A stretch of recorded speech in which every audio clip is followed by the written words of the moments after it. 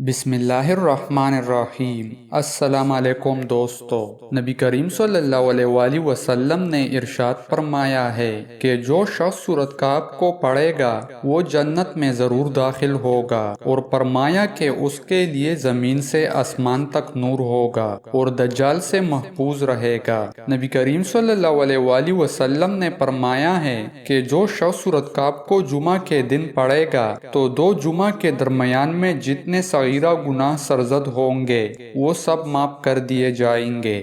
دوستو، اللہ تعالیٰ نے سورۃ بقرہ کی آخری 2 آیتیں جنت کے خزانوں میں سے اتاری ہے، جنہیں کائنات کے پیدا کرنے سے 2000 سال پہلے حضرت رحمان نے خود اپنے مبارک ہاتھوں سے لکھا۔ جو ان دونوں آیتوں کو نماز عشاء کے بعد پڑھ لے اس کو دونوں رات کی عبادت اور نماز تہجد سے کافی ہو جائیں گی۔ حضرت عمر فاروق رضی اللہ تعالیٰ عنہ نے فرمایا، میں نہیں سمجھتا کہ کوئی عقل مند اس کو پڑھے بغیر سو سکتا ہے۔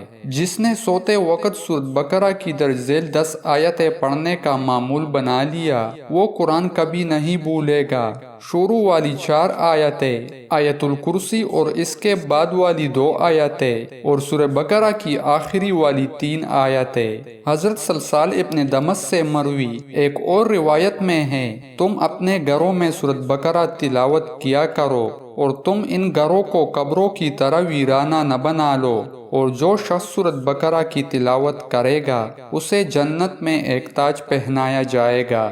دوستو، مزید اسلامک ویڈیوز دیکھنے کے لیے ہمارے چینل کو سبسکرائب کریں۔ جزاک اللہ۔